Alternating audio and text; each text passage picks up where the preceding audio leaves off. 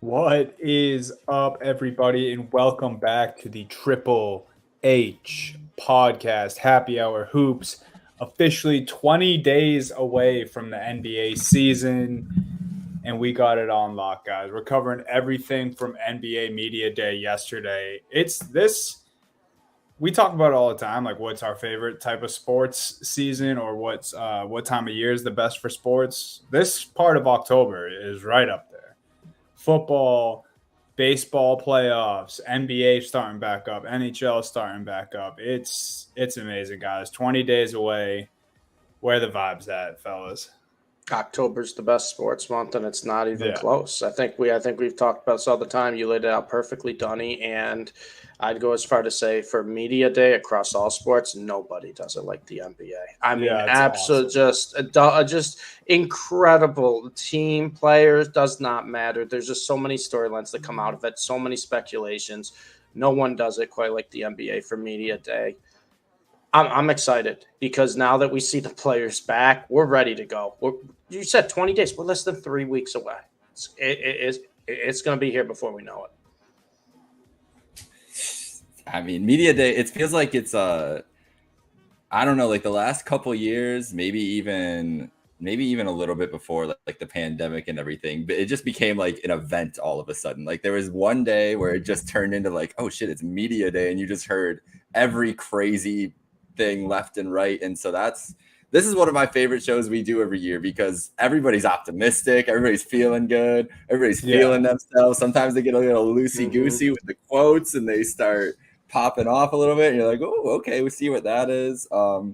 Yeah, it just brings a lot of energy, and like I feel like that every day, like every time you were talking about, Dunny, we're getting ready for we're in the middle of football season, getting ready for hockey, basketball, baseball playoffs just started yesterday. Like it's a really packed time. So like if you're just following every sport, like you might not be thinking of the NBA. And I feel like media day like really kicks off everything for like, okay, like the ramp up and people getting excited and starting to look at opening night. And boy, do we have some excitement over the weekend to get us to opening media day too. That's for sure. Yeah, man. It's yeah, I feel like we should start there, right? Let's start with this was like a little bit of an aftershock from the Dame Lillard Woj bomb. There was a little piece of explosive that hadn't gone off in the Woj bomb of the Dame Lillard trade, and then we had it explode on Sunday for Drew Holiday to the Celtics, seemingly out of nowhere. Of course, there was the rumored teams that everyone was talking about where Drew might end up. Me and Jake even speculated last episode after the Dame trade. We knew he wasn't staying in Portland. We knew he was probably going to go to a contender. I don't think anyone thought a deal would get done this quick. Brad Stevens had other ideas. Obviously, most of you, if you're listening to this show about basketball, you know by now, Drew Holiday traded to the Celtics for Brogdon, Robert Williams, next year's first, and then a 2029 pick swap first. And Drew Holiday is now a part of my beloved Celtics. I was broken for a day and a half about Rob Williams while still being excited. And now I think I'm just fully excited for this trade. Drew Holiday, I got to see him in green today.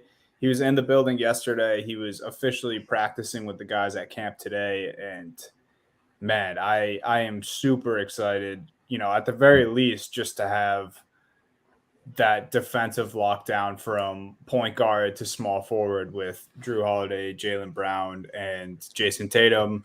And if you hadn't have enough of those guys, you have Derek White and Porzingis. So for me, biggest thing I'm excited about is just this new look and defense going forward. So I don't know. What was your guys' first thoughts? I know obviously you guys heard from me immediately. But what do you guys think of Drew Holiday? Am I crazy to be this excited?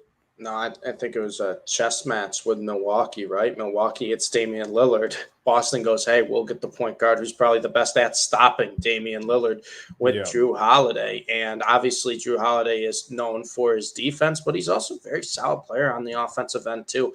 And to have him as probably your fourth scoring option on offense, we just got to cross our fingers that this Celtics team stays healthy, because Stevie Boston might be all the way back, because I don't know if there's any NBA team that has a starting five that could match up with this Celtics starting five. If you're going to run out the starting five of Drew Holiday, Derek White, Jaylen Brown, Jason Tatum, Kristaps Porzingis, what's the hole? Where is the hole? They have the size, they have the athleticism, they have the shooting, and they have the defense. I mean, what's the hole? Are you just going to try to pick on Kristaps Porzingis down low? Is that what it's going to be? He's 7'3". Like this guy, he can play defense down there. And I know, Jason Tatum playing against the four, maybe a little undersized there, but it does not matter. This is a team that's going to be able to probably score 120 at will and hold opponents to under 100 consistently. And I think that's the scariest part, is because the Celtics defense, I feel like, has gotten better even than it was a couple years ago when the Celtics defense was great.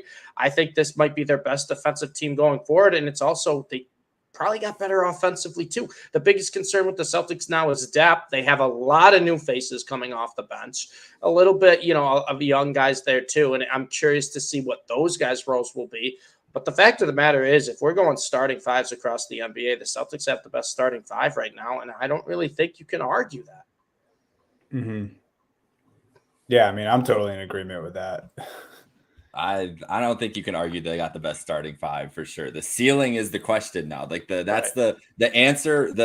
Boston's answer to Milwaukee extending their ceiling and creating like a potential historic duo was like, we're just gonna clamp down on what our strength has always been and be the best. This is gonna be one of the best defensive teams, like defensive rating wise and everything, with the way those go out and everything. They're going to be one of the highest rated defensive teams like in NBA history at some point in this year for a stretch. And even if they don't end up in like that top 10, top 20 range, I bet you we're like 45 games in and you start hearing that stat on podcasts and seeing it float around on Twitter that like, this is one of the best defensive teams like statistically we've seen. That's what imagine what this starting lineup's going to do again. Like, I like to think about it. We always go to like where it will be in playoff matchups, and we should, because the playoffs are obviously the ultimate goal. But I always also like to imagine when trades like this happen, what they're going to do against a normal NBA team. Yeah. What is a normal fucking NBA team going to do more on the Boston Celtics on a night-to-night basis? Yeah. Remember how I was talking about that 60 win thing? That shit I might have to scoot that back up, like, because it's going to be hard to score 100 points on the Celtics every night. That's just a fact. I said that to Steve when you were in the other room right before we hopped on. I was like, the play is going to be a lot of Celtics unders this year, simply because it's going to be very difficult to crack 100 on this team. Like, teams on the regular are going to be held to 90 points against this squad. This is a classic team too, where we're going to see halftime scores where they're playing some of the lower NBA teams of like 65, like 30. Like, it's going to be like they just can't find anything.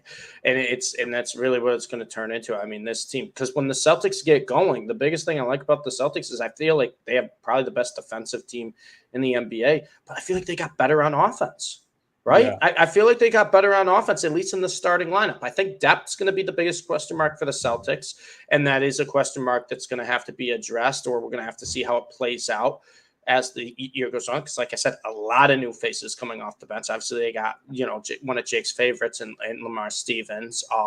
But there's a lot of new faces on this bench. We'll see how it works.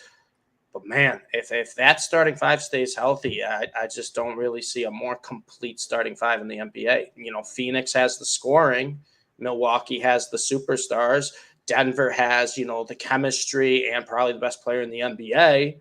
But the Celtics 1 through 5, I mean, there's really no holes on either side of the floor for these guys. Yeah, and I mean, my excitement just over the last few days has been through the roof. I think one of you guys touched on at the top, like training camp will do that to you. It does seem all warm and fuzzy at training camp. There's not usually too many negatives. It's usually as much positivity as possible.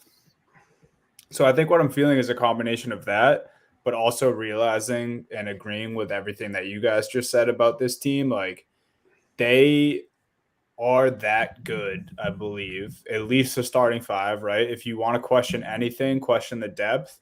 But I still believe in, at least our first three off the bench. I think Pritchard, Hauser, and Horford are super solid. Yeah. That's if Horford doesn't start, which he may some games. But I think that's super solid. And just, I don't know, this just feels different. Like even hearing Mazzulla talk, because this time last year, we didn't even know Mazzulla was going to be the head coach. And just hearing him talk about like him actually having a legit off season under his belt and like having a staff that's his and being able to connect with his guys over the off season. Like Drew Holiday said today that 2 hours after he got traded to Boston, Mazzulla was already sending him videos of pick and roll defense. Like this, yeah, one, he's a psycho and I love him for that. But two, it's just awesome that like we actually have this connectivity before the season starts. We don't have to try to piece it all together as the season goes. So that's just one thing. Paul Pierce has been in the gym with these guys who seemingly is a guy, aside from his podcast with Kevin Garnett, has kind of stepped away from the game of basketball, obviously, especially since he left ESPN. And then Tatum comes out the other day saying he's trained with Paul Pierce for over a month this summer. Tatum gained 12 pounds of muscle and Pierce dropped like a bunch of weight and is in shape. So you have the legends coming back to the gym. Everyone just it just has very 2008 vibes. Like you bring in these superstars from other teams to join the superstar that you already have on your team. A lot of movement, but it seems like it's for good reasons. Very much a defensive minded group here. I'm over the moon for this team right now. And I do think a lot of that is just training camp. And like, I'm just getting fed Porzingis in green, Drew Holiday in a different shade of green. And I'm just liking it way too much, but it's incredible, man. I'm super excited. End of October can't come soon enough. And I'm sure I'll annoy the listeners and you guys down the road about this Celtics team, but we can stick a fork in it for now if you guys are down for that. Unless any other words on the C's. No, I think you said it perfectly, Donnie. It's an excitement. Just the fact that it was the Celtics who made the big counter move to the Bucks was the most exciting part about it, I think, because we just see the two Titans lining up at each other. Like, all right, let's see what happens. Because I'm still like, it's a clash now too. Like the Bucks are going to try to outscore everybody and win by scoring 150 points. The Celtics are going to try to win by keeping you under 100. Like it's going to be a clash of styles, a clash of everything. I'm just very excited. I think it's Thanksgiving Eve is the first Celtics Bucks matchup. So that should be lovely. That'll be a very highly watched game around America, as it should be. Very excited about that. Yeah. Last thing. It is just like the most Brad Stevens thing to just go out there and get it done. But he did say when they asked about, what he gave up and everything, and he kind of touched on it saying it's a lot to give up if you just because he respects Brogdon and Rob and how good those guys are. But he also said that he's been trying to get Drew Holiday on the Celtics since he was coaching this team. So he said he used to go to Ainge's office and was like, is there any way we can get Drew Holiday? And he basically said he didn't hesitate once he saw that there was an opportunity to get it done. Of course, I'm sure it was a lot of a chess match and him being like, okay, we have to, kind of checkmate Milwaukee here. They they think they are making 100%. This mastermind move in the Eastern Conference. And then the best quote I heard about the situation was probably Mazzulla was on JJ Redick's podcast, and JJ Redick referred to the Milwaukee Bucks as a nightmare matchup. And he said, well, we're going to be a nightmare matchup too. So we'll see what happens when two nightmares face off against each other. And I guess we'll see spooky. That. I guess we'll see that Thanksgiving Eve. But I'm super excited for the Celtics Bucks and just the Celtics in general. And the guys that we can credit for letting us know about this trade is Woj and Shams. You guys know them as our resident NBA information people. And there was quite the development in these two's relationship, or at least maybe not a new development, just new to the public. Jake sent me and Steve a little snippet from Twitter the other day where their relationship was compared to the relationship between Darth Vader and Luke Skywalker. They don't even recognize each other publicly. They don't talk to their colleagues about one another. They try, Shams tries not to use ESPN credit, like sources, and vice versa. Woj tries not to use any sources from Shams or any of his guys. I mean, we joked about the battles here, but this is hilarious. This is just outwardly hilarious, and it couldn't have come at a better time. Here's my conspiracy theory. I think they're buddies. I think they're working us. These are the people that dispense all the information in the sporting world, and now we find out that they've got beef all of a sudden. You know who Shams is showing up on? Whose show he shows up on all the time? Pat McAfee. You know what network Pat McAfee is on? ESPN. You know what Pat McAfee also is? A WWE wrestler. Like, this feels very very calculated by Shams and Woj. It's only going to help Shams and Woj. People we're sitting here talking about Shams versus Woj on this podcast. The memes that come out of this now, every scoop, we already had them, but now we're going to get Woj as Darth Vader, striking down Shams and shit like that. This is crazy. And if it's real, it's also just as insane. These guys, how do you not, the depths that you go to? They said that Shams won't let people in the or gets upset when people in the Athletic Slack channels send Woj tweets because he doesn't want to see them. Bro, that's some crazy shit right there. That's levels. This is intense. It's becoming one of the best rivalries in sports. And I also love too, now obviously it's they're trying to beat each other to breaking the news or the story, whatever it is. But it's so funny now. You'll see we'll say Woj will break the trade, and then all of a sudden Shams 20 seconds later he'll break the trade as well. But he will include what the full details are. He's like, oh, but this is the full details, and then Woj will be like, well, don't worry, there's a third team that came in, and he'll quote his own tweet. It's they're just trying to even if they don't break it initially, they're like, I got another piece of this deal that I'm gonna throw in and let everyone know. Yeah, that could pick to be named later, Woj. Guess what? That's a 2031. You didn't have the exact year. Exactly. I do. And it's just, I think it's hilarious because it's great for us, right? For NBA fans, because we're getting the news all the time, and it's always going to be with those two guys, verified, reputable. You're going to believe it. So now when we see something break, it's incredible because we know we're going to get the full details of the trade ASAP because the other one's not going to let the other one have it. And I love it because you have notifications on for both of them. You see one of them tweet, you're like, all right, when's the next one coming? And 10 seconds later, there's more details to the trade. And 20 seconds later, there's the full details to the trade laid out. And I love it. We're going to get to the point, guys. We're going to have some of the worst spell check errors for these trades where they're just trying to get it out as soon as possible just to beat the other one. And it's going to be you spelled his name wrong, but as long as you get it out before the other one, that's all that matters at this point. That's what it's starting into. At this point, they just want to be the first one to break it. Oh yeah. It is truly just hilarious. I kind of hope it is real just for the sake. Yeah, me too. it's almost like when you first, like Jake, you mentioned the, wrestling. Like it's almost like when you were a little kid and you first watched it, and then like when you first start to find out that it's staged, you're like, oh, I kind of wish this was real though. It's like this is the same thing. I wish this. I hope this is real. I hope these guys actually hate each other. And honestly, it might make for the breaking news to be better. Like these guys at competition might make for us to get better news and for it to come out in a more timely manner if they're just going to try to best each other every time a trade happens. The NBA will always be petty, even down to the insiders. Yes. Like that's what we need to know. Like it just doesn't matter. Every level.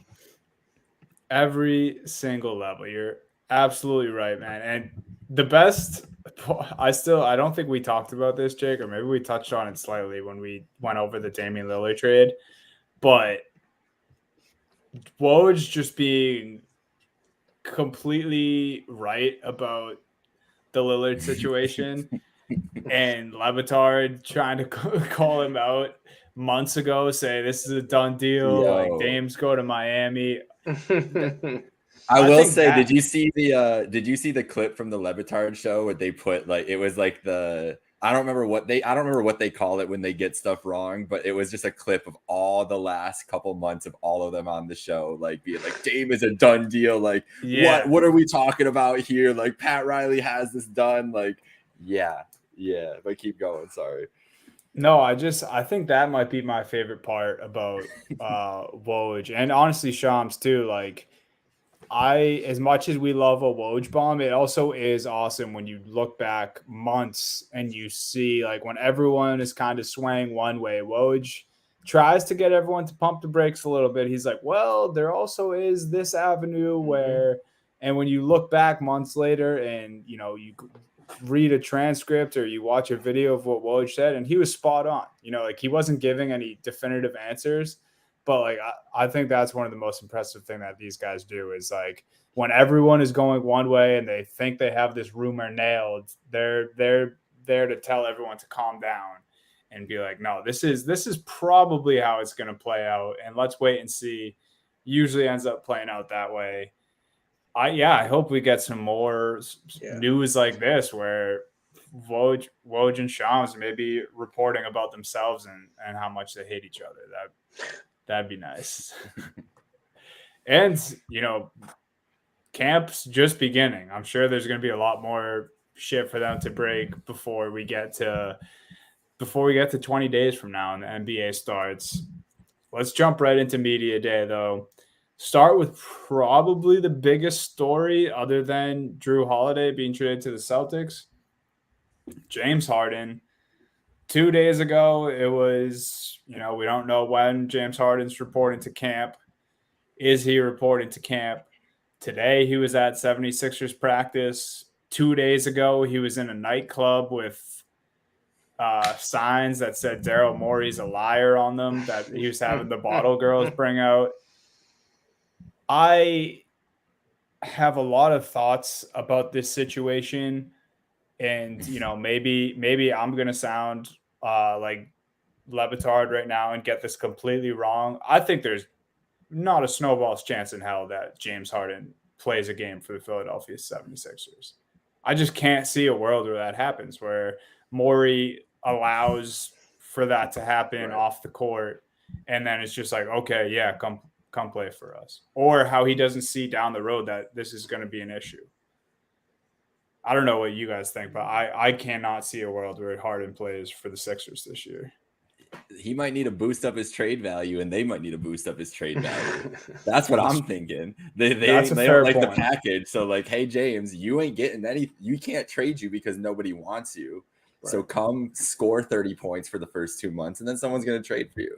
But I can't. It would be. I'm still in agreement with you. I would be hard pressed to see him on opening night or whatever their opening game is in a Sixers uniform. That would still be pretty crazy and pretty surreal. So I still think he gets moved. I think he's coming to play nice and go to camp to show up in the office tomorrow and be like, hey, all right, I'm here. Can we get this move done? Like, what can we do?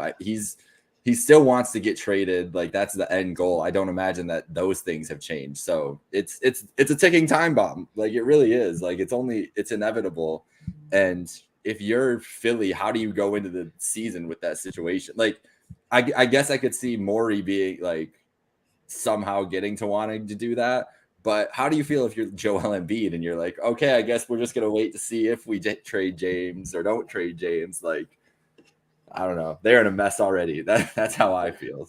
They got to trade James at this point, right? It just feels like this is the same story, just different city with James Harden, where it's gotten to the end where he's like, all right, fine. Like, yeah, you haven't traded me yet. I'm gonna make it clear that I want to be traded, and that's how I'm gonna act. And it's just classic James Harden at this point. And it's just I've been over it. I'm not an anti James Harden guy. I'm just kind of over it. I don't like the type of player that's just. He just seems very. I don't want to call him a phony, but I think that's really what he is. Where James Harden, like he acts like he's going to buy into a new team, a new city, and we could have the same conversation even when he gets traded somewhere else. Yeah. That's just how I feel about James Harden. And yeah, you're a talented guy, but like his actions are. He might show up. I think that it would be smart for the Sixers not to play him at all. And we also forget, too, and I know this player isn't even close to the type of player James Harden is, but the Sixers got Kelly Oubre, and I think part of that was for this reason. If it was desperation, they got to make a move. They got to at least throw someone in there for a little bit. You're not going to throw 36-year-old Danny Green in for 35 minutes a night. So it's just I don't expect to see Harden on the Sixers this year. I don't see why you would. Like it also too, like the Sixers have been coming up short for so many years. Embiid wins the MVP. It's like you want to get this team to the next step. The way to do it is to not have a guy playing who's just not fully checked into this team. And I think it'd be for the better if we don't see Harden play another minute for the Sixers. Now, what would they get for him? I don't know.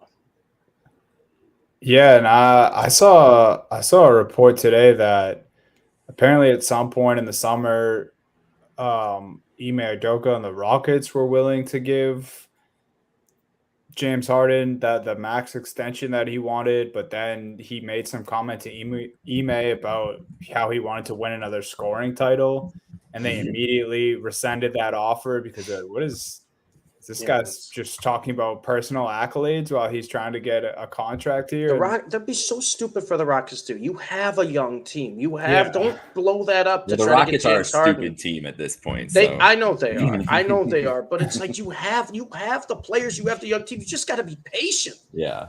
Don't go get Harden. So like that, like he kind of already destroyed that for himself. He seemingly destroyed the Sixers thing for himself. Even if the stuff he's saying about Daryl Morey is true, what you guys are saying is also true. You know what? It probably is true. You know what? GMs lie all the time, bro. Yeah. It's part of their job. Yeah. Like how many times do players have to go up to the podium and be like, it's the hardest part about it, but at the end of the day, this is a business. It's like, yeah. And athletes have been getting screwed in this league for years. GMs have been getting screwed over by athletes in this league for years. Yeah. I'm sure there's a bunch of people who have been not truthful over the years to players. James just has no sympathy. There's no fan sympathy for James Harden. So he's trying to curry it in any way he can. And the way he decided to do that is blame Daryl Morey and call him a liar. And everybody's like, okay, bro, like you're the boy who cried wolf at this point because you've done this. So, like if you did this the first time and said Daryl Morey lied to you and all this other stuff, people would have been on your side. But now, like, it's exactly what I was going to say. Like, he can't get away with this, knowing his track record. Getting away with this. Yeah, exactly. Those are, Philadelphia 76ers fans everywhere. I'm sure just want him out at this point. Like, no Sixer fan could feel good about him showing up to practice today. Right. They're like, okay, great. Yeah, he's in a 76ers penny and he's playing pickup basketball. The hell does that matter? He's not good. It's not good. It's not good news. And the fact that he's acting this way and like upset about Morey when the guy next to him who just won MVP, who has been dealing with this franchise trying to put a team around him for nearly a decade, and if he's not as upset as Harden is, then that should be enough to tell you that something's wrong. I can't believe the patience Joel Embiid has at this point. Yeah. I actually can. The stuff he's had to deal with this organization since he got drafted, from, just terrible picks to Ben Simmons drama, James Harden drama. It's just good for you, Embiid. Good for you. Honestly, hats off, man. It's crazy. The one thing I will say that, and this is probably what he has to revert to, just because apparently he doesn't have much say in his organization anyway. But the comments about, him saying that they're fine in the East as long as he's on the team when they asked about Milwaukee and Boston, that's crazy, man. The Sixers couldn't get by Boston last year, and you guys you gotta go to the Eastern Conference Finals once if you're gonna make that statement. Just once. Yeah, he's on. So I think that could have been troll Embiid, and not Joel that we were dealing with there, which it probably was. And I like it. I know we all know that's who Joel is, but it is still crazy. Well, that's trolling like what Josh said last year, right? I'm fine in the West, right? Yeah, that's pretty much. I think that's probably what it would reference to, but I would. Yeah, so. That's a good point. That's A1 if that is what he was referencing. I like that. Yeah. Another team that's probably in the same tier as the Sixers, maybe a little better, the Miami Heat. Emo Jimmy Butler showed up to the scene after missing out on Damian Lillard. Lots of jokes, everyone laughing. Even, Jimmy didn't shy away from bringing up Dame and him going to Milwaukee and all that stuff. Tyler Hero making some interesting comments about, it was the best for him that, his name was in trade talks, and he's going to show the teams that missed out on him what they're missing. And he's going to prove to the organization that, he is this good asset and great player that they should keep around. What do you guys make of the Miami Heat? I think a lot of the media day stuff that I've seen from Miami seems like a lot of coping and maybe even just fearful behavior, because I don't know, but shame on me because I'm gonna doubt the Miami Heat again, and I know 6 months from now I'm gonna feel like the biggest idiot about it. But I'm going back to it. I'm doubting this Heat team. I don't see it. I don't see the vision. I see it even less than last year. Tell me why I'm wrong, or if you guys agree, but something's weird about Miami. It's the Miami Heat. I'm done doubting them. I really am. Yeah. I'm gonna be honest with you, Dunny. We can see all this. Oh, they missed out on Dame. They're probably gonna be fine. The Miami Heat, they started slow last year, and clearly they were fine. It's a good team. It's a team, like I said, that's not built for the regular season, built for the postseason. That's really important.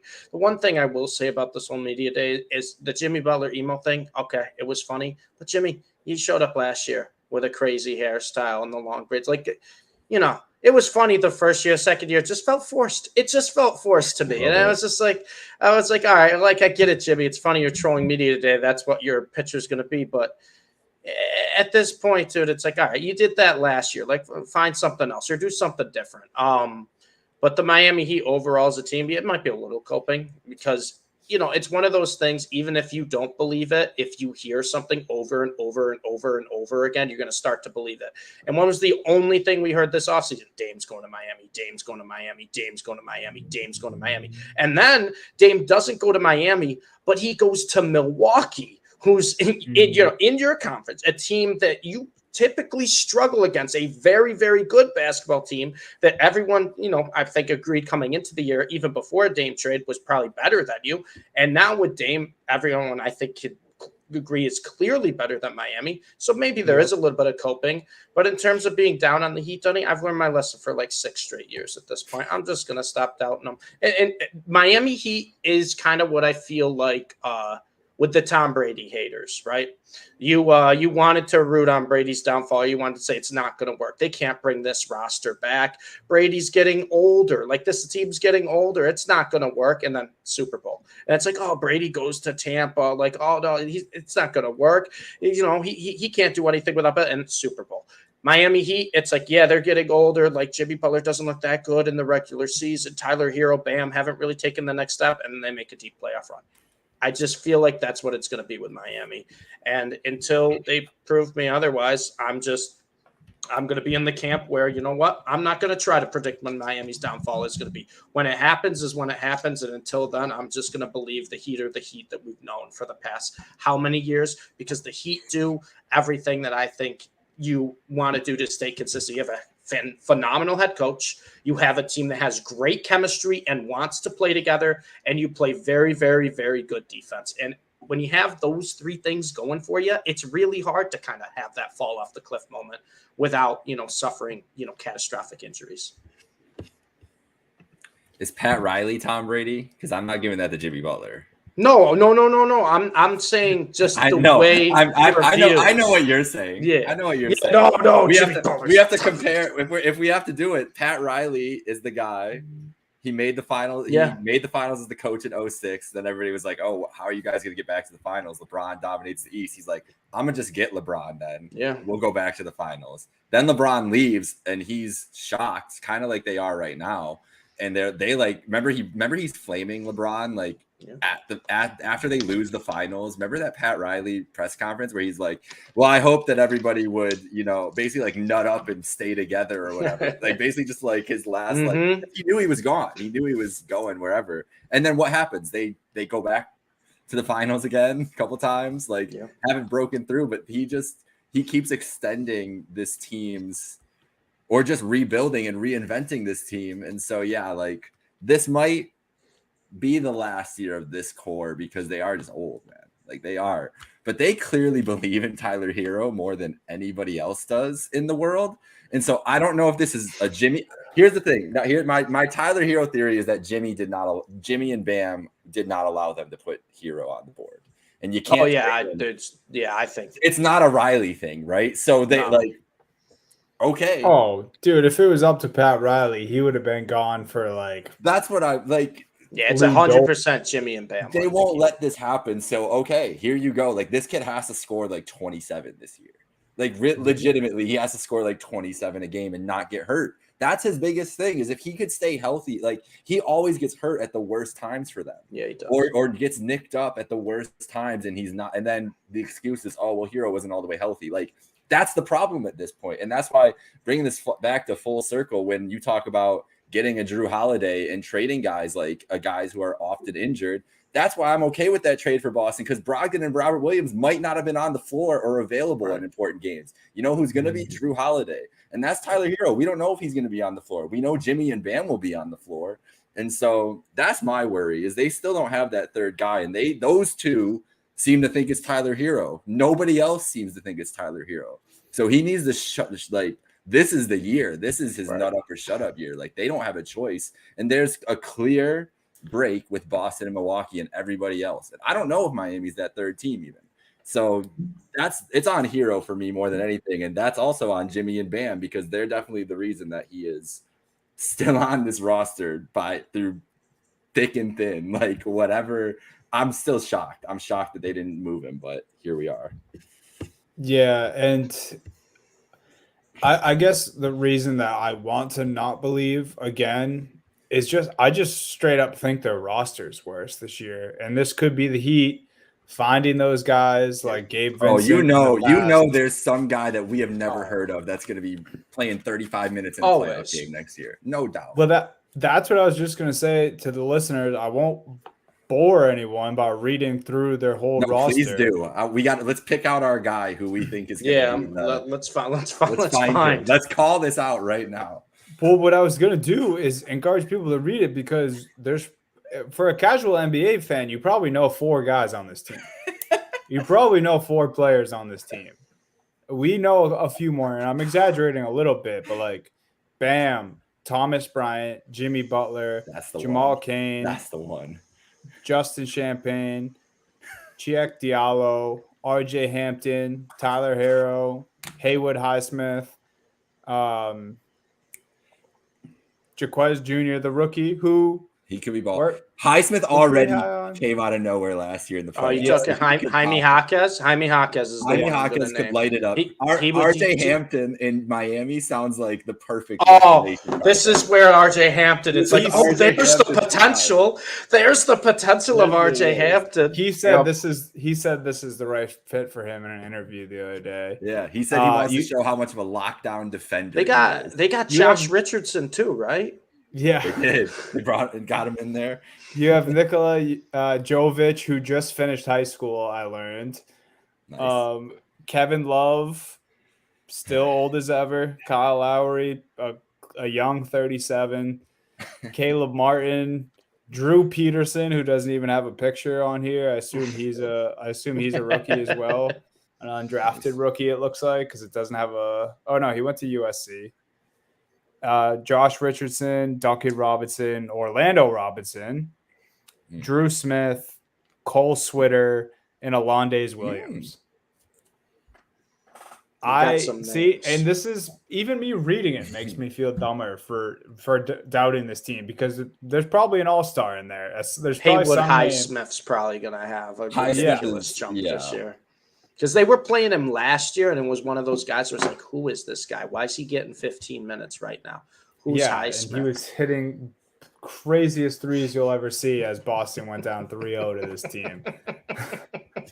Yeah, Tony hates that name. I'm not going to say Highsmith anymore. Yeah. So, I don't know. I guess doubt the Miami Heat at your own risk.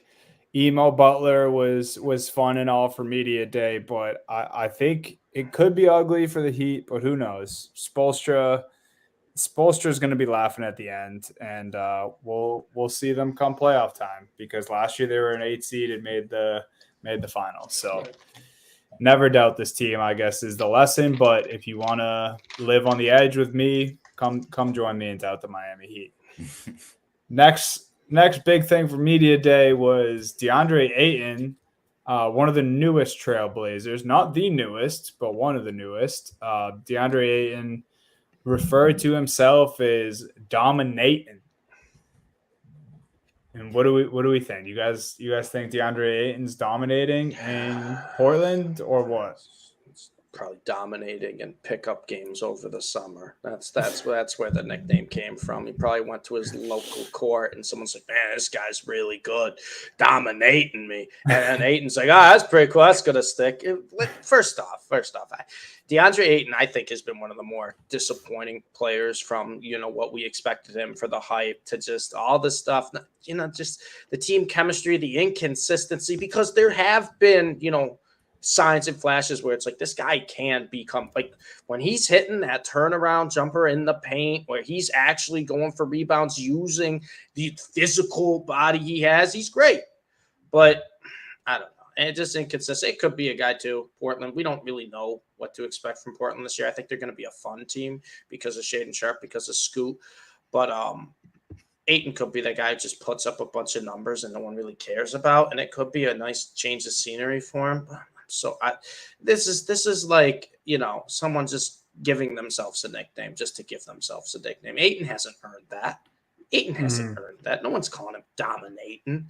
And also, too, for the record, dominating, you got dominated by Jeremy Harris from UB in the tournament. So don't give yourself a name dominating when you got dominated from a Cinderella team who didn't even make the league. So don't even start with me there. I'm done with DeAndre Ayton. I'm so unbothered. I think the quote and the nickname is kind of lame. I do see better days for his game. Yeah, I'm pretty just intrigued. I'm not like ready to bang the table for DeAndre Ayton and say that he's gonna have this poised like all-star season or anything. I'm just excited to see how it plays out for him though, because something leads me to believe that it was more than just Monty Williams that didn't want him in Phoenix. I think there's some disconnect there, whether it was other players, Monty Williams emphatically, and then some other people in management kind of, just took that same line of thinking from Monty and just started not to like DeAndre. But I think the youth on Portland and kind of the openness that they'll have to just go out there and play because they have a bunch of young, just talented guys on this team. So I'm excited for him just for like the new beginning.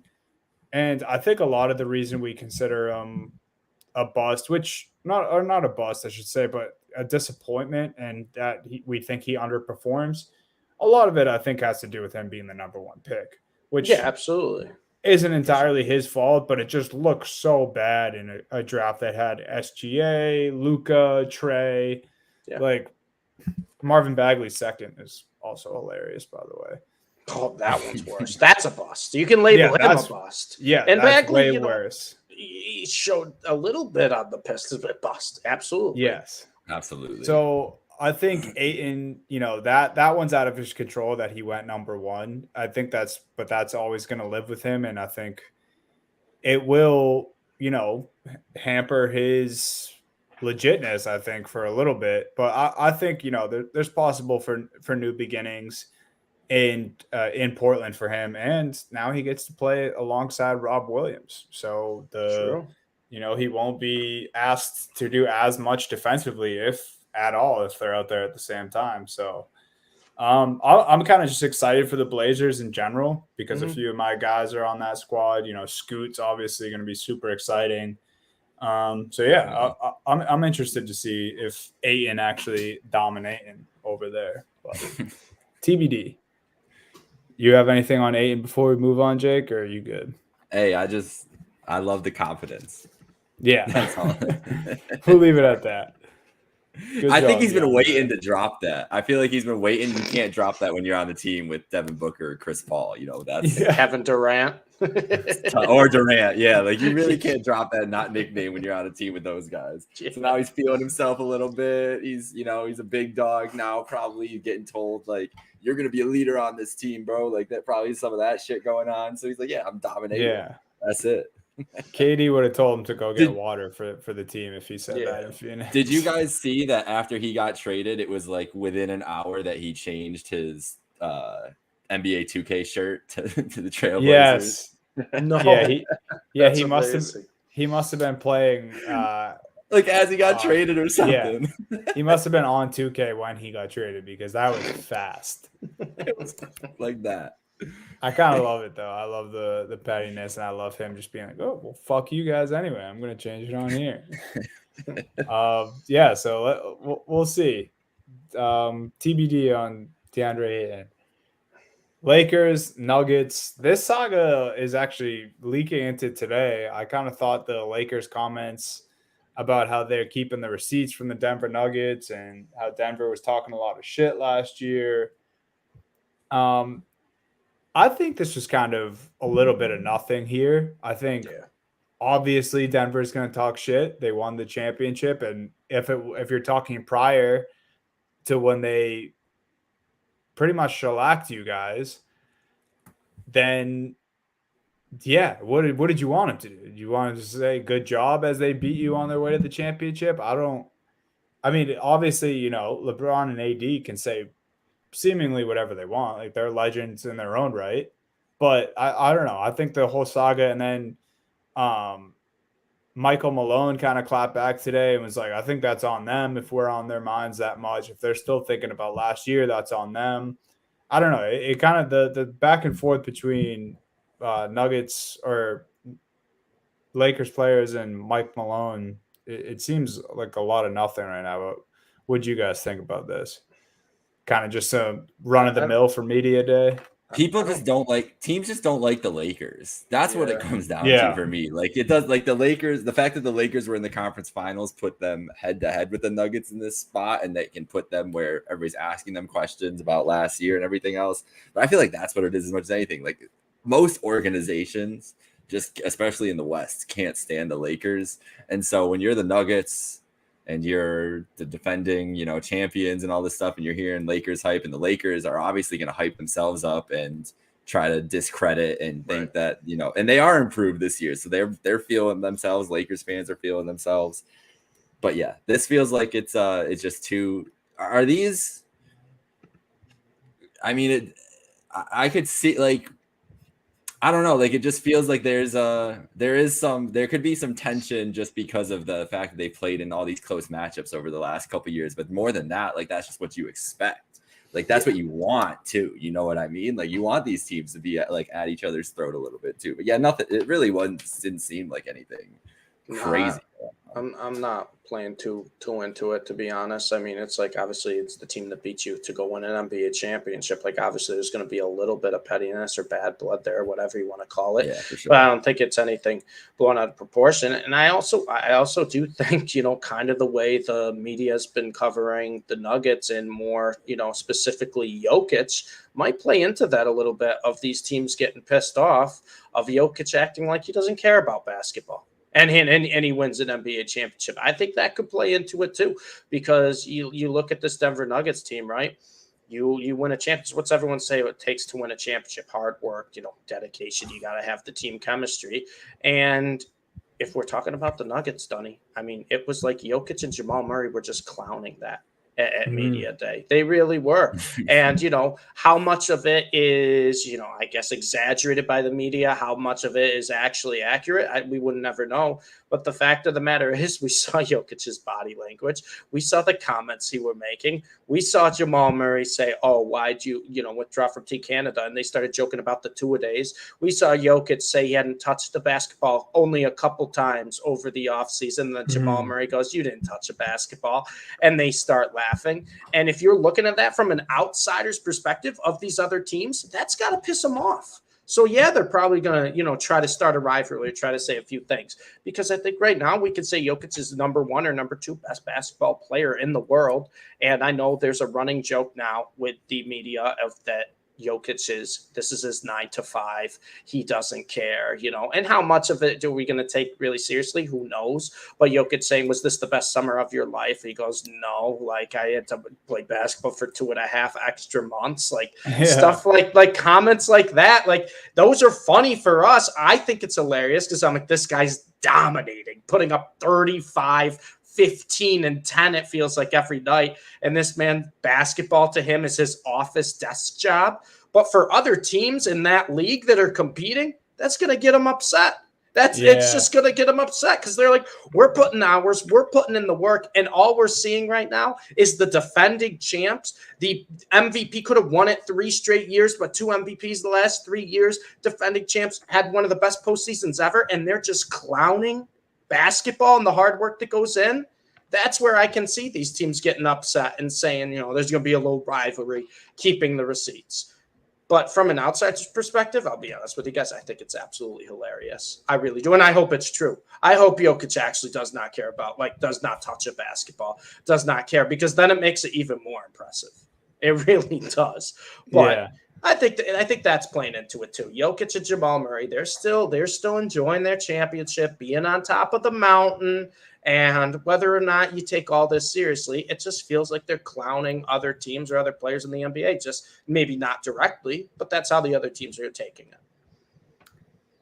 Yeah, it's awesome, man. I love the comments too. I think Jokic for the most part knows what he's doing and is everything he's saying is for the most part calculated.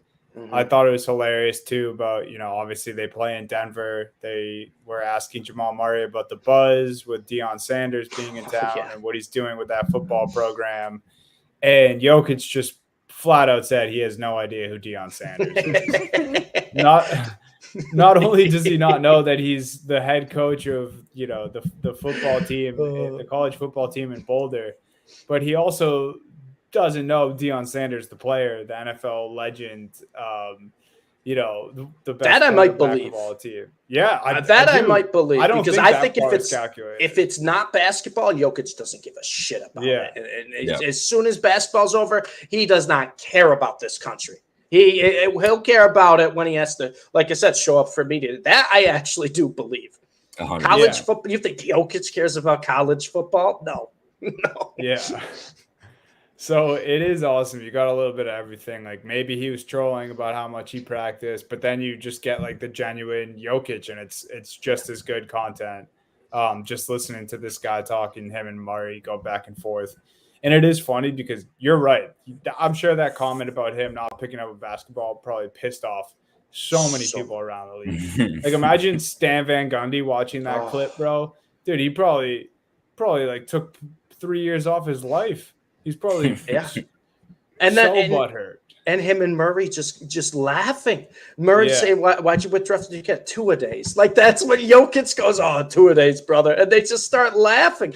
And it's like, dude, it's like these guys are the defending champs. Had two, I think, in my opinion, two of the most impressive individual postseason performances in a long time. They're on the team. Obviously, they have the chemistry, and they're the top dog right now. They're the one everyone wants to try to beat. Everyone wants to try to knock down, and they're just clowning the rest of the league. Maybe not directly, but the way they're answering this, it feels like it. They're like, we don't have to care. We know how good we are. Like, that's the attitude they're showing. And I think it's hilarious from us, but I'll tell you what, Dunny, if you were in the league competing against them and that's what you saw, you'd be pissed off too. Yeah.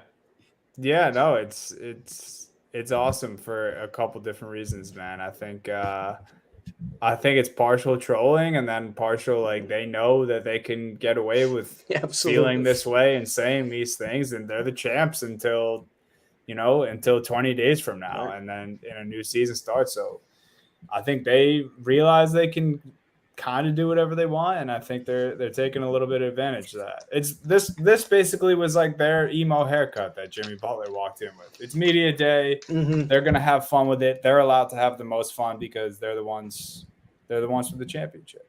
And for the record too, like, you don't have the type of like on-court awareness or being able to make the playmaking ability that Jokic does without practicing. His basketball smarts alone, it's like, all right, Jokic, that's bullshit. Whether or not you picked up a basketball, we clearly know you're invested in the game. Like, that's the skills are one thing, but the way he just reads a court, dissects the defense, the way he knows where guys are, you gotta practice for that. I'm sorry. Yeah, and like he said, like, he played in the summer. Like, he's playing for his country. So obviously, that's practice within itself. Right. He's playing games throughout the summer. That's if people are actually worried about his work, I wouldn't be. We need to get Jokic and Dion together. What are they doing? Yeah. What are they doing? I feel like they would hit it off. Like, I feel like they would actually love each other. You think Jokic would recognize Dion? You think he'd recognize him? No shot, right? No shot. No way. If Dion walked up to him, hey, I'm Coach Prime, Jokic wouldn't know what that meant. Yeah. He probably think he was like a new strength and conditioning coach for the basketball team. Yeah. So he'd probably be like, oh, nice to meet you, and then just walk away. You come rebound for me? Yeah. It's like, why are you wearing that cowboy hat in the gym? We need it. That's they need a podcast, honestly. That could be the most dynamic duo in the country. Yes. We need it. We do need that. We're over here, sound the alarm. Get Dion and Jokic to meet face to face. We need that clip. Yeah. Speaking of playing basketball in the summer, we mentioned Murray, and Jokic playing for their home countries. Bron and KD at Media Day were both asked if they plan to play Team USA basketball, and they both verbally committed to the press and the media. And Steph Curry was asked. He said he's had conversations about it. Jaylen Brown. I don't think either of those, or maybe JB committed. Steph was kind of beating around the bush a little bit. But, I mean, to at least have guys like KD and Bron commit, I think it's safe to say next time we see USA basketball, it's going to look a lot different than it did this summer. They'll win the gold. That's LeBron and KD committing space. Like, we're not letting that happen again. We're not letting anyone else go over there and represent our country. If we're gonna win the gold, we're not allowing that. And I like that too, Donnie, because I think we talked about this a few weeks ago, where we were like, it's only gonna take one of those big names, right? And then everyone's gonna follow suit. And sure enough, Media Day comes around, and you have probably the two biggest names in basketball of the past 10, 15 years, LeBron and KD both committing.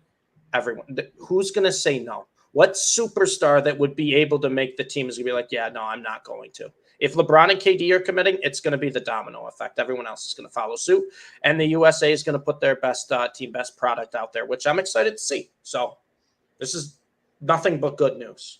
And it was also, I think, expected too, right? After the way US performed this summer, I think this was expected. Yeah. Yeah, I'm excited though. Let's see these guys back out there. Yeah. Let's see another dream team one more time. And I need to see LeBron back in Team USA uniform one more time too. So to hear him say, I don't believe him, first of all. I don't trust him. but I'm still excited about it. I love that, dude. Yeah. Well, honestly, we have so many videos of LeBron just outwardly lying on camera. This would probably be a pretty detrimental lie. LeBron, I don't think LeBron on cares. Instagram Live picked the Browns to win outright on Sunday. This is the man we're dealing with. He can't be trusted in front of a camera of his own or anything. He probably read one page of a book over the summer. He's like, you know what? I gotta play basketball for my country. Yeah.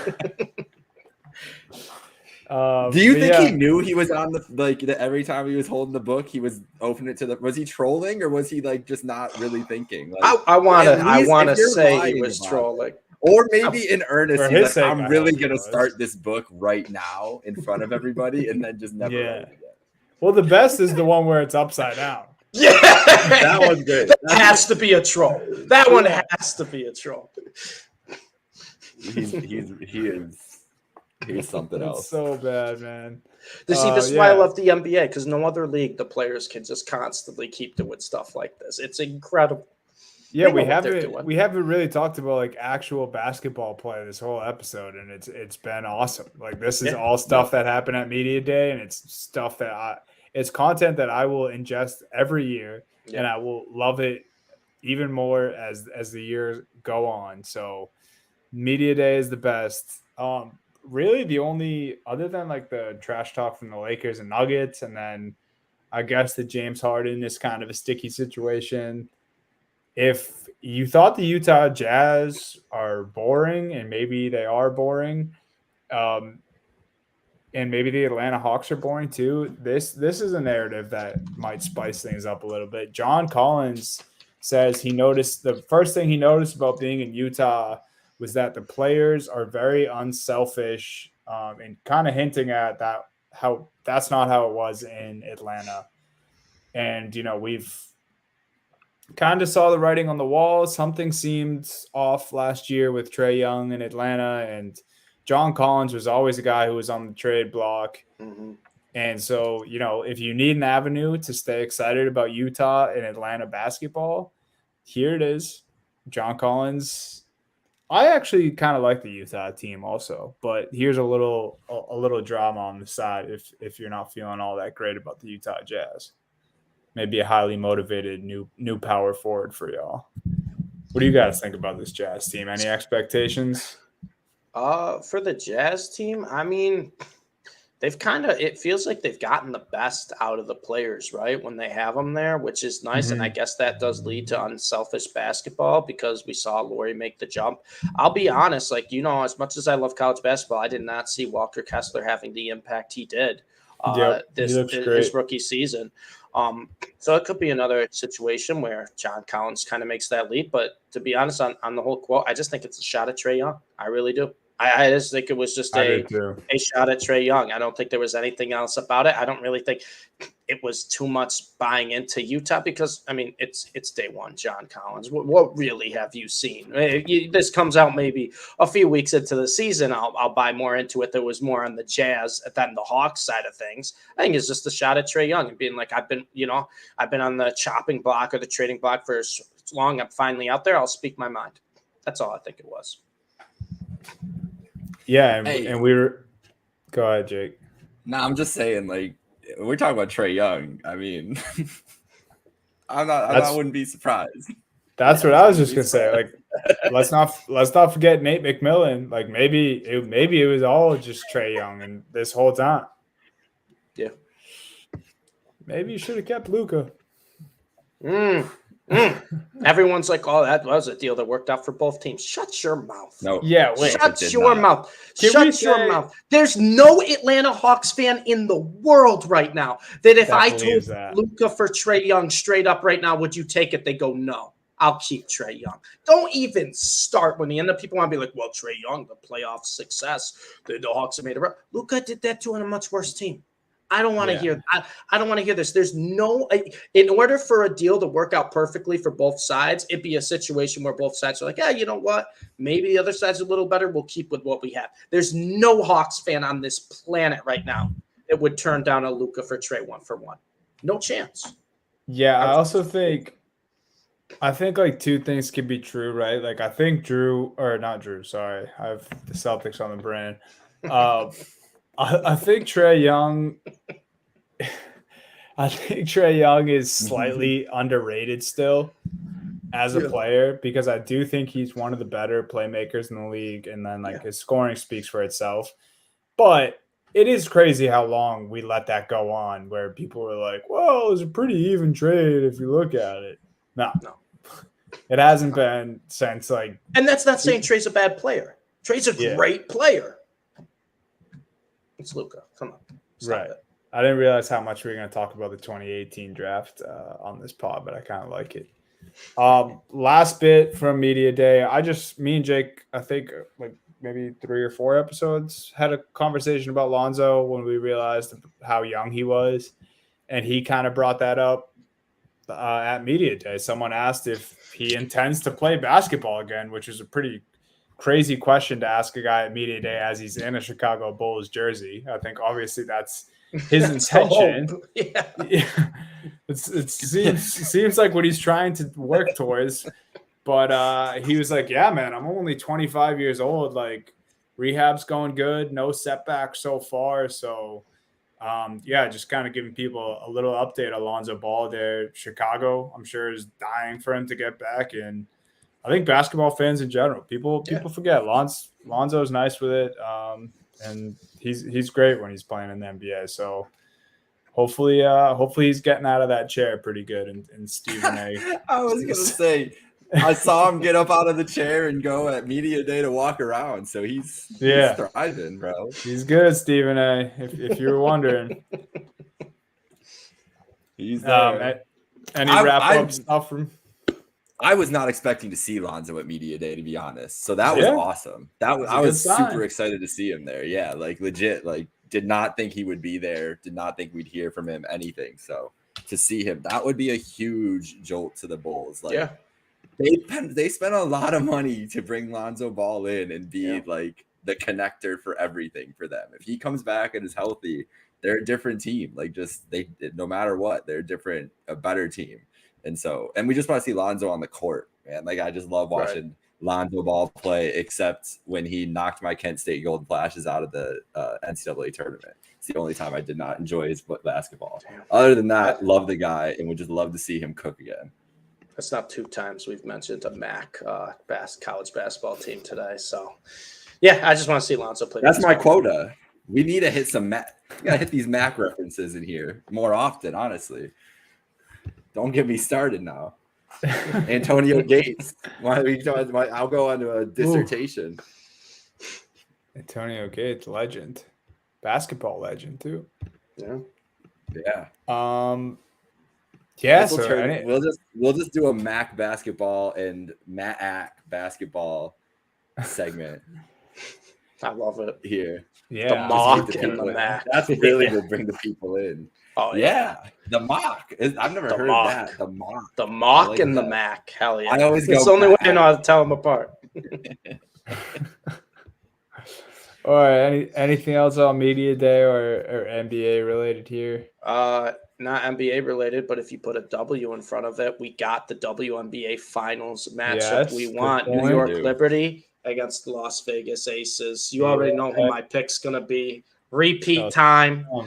Aces Liberty starts Sunday, though. If you want to watch the top of women's basketball, Liberty Aces is what you're going to get. It's basically 2 all-star teams going at it for a series. Can't wait. Should be a great product. Hopefully grow the game a little bit on that side as well. So good call there, Sunday, Steve. 3 p.m. though is game one. Come on, we got to do why better. are they doing this again? They did this witching last year. We were like, what the fuck? Witching hour for game one? Yeah, You're giving me I the remember red us yelling zone about this witching last hour for year. game one. It's like the MLB and their timing. It's so bad, man. You gotta. Yeah, let's start the MLB playoffs in the middle of a work day. Or why not like 11 a.m.? Yeah, why not? Before football. Yeah. Give people a little primer, dude. You can wake up if you're already sitting on the couch, throw on some competitive hoops. The problem with that is that there's football starting at 9:30. Oh yeah, yep. Yeah, Jake's like, wait. Like all day, baby. Yeah. Do it at 6 p.m. Do it at like a 6 p.m. Right? The end of the 4 o'clock games. There's only a few games on. You can watch. It leads right into Sunday night football. Why 3? Why that is the worst time to, 3 makes no sense. Makes no sense whatsoever. I'll be watching. I don't know how many other people will be watching, but like you want to grow the game, you got to get people to watch to begin with. Don't put it on the witching hour on the Sunday. On a Sunday. And the 4 o'clock games have sucked this year. Sucked. Anyway, so it's going to be such a great series too, and this is the perfect way to grow the game right before the NBA season starts. Lead way into it. You have 2 juggernauts going at it. First game Sunday at 3 p.m. Yeah. What's the next game going to be? Tuesday at midnight? Like, what are we doing here?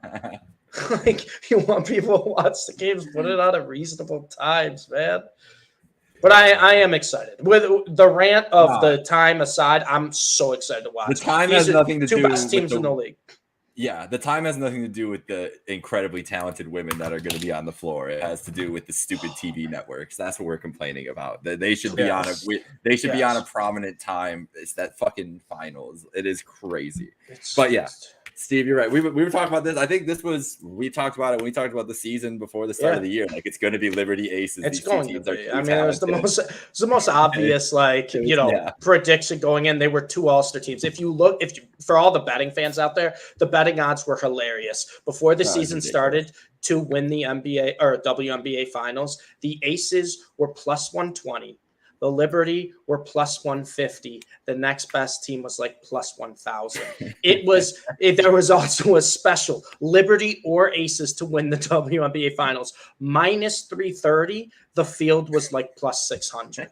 It was great. Like we knew this was coming, but it's the best product that we're going to see all year for the WNBA. I mean, you got, 2 MVP candidates going up, Asia Wilson and Brianna Stewart, and then you have all the other big names around: Jonquel Jones, Sabrina Ionescu, Kelsey Plum, Chelsea Gray, Jackie Young. I mean, it's just loaded with stars. I can't wait. Just, be better on the time. Wait. That's all. Just be a little better. Yeah. We'll see, guys. It should be fun. We got football. We got WNBA finals. We got NBA in 20 days. It's right here, guys. Home stretch. Thank you for tuning in today. For Steve, Jake, myself, don't forget to follow Trainwreck Sports. Follow at Happy Hour Hoops 1 on all socials. And we'll see you guys next week. Later, guys.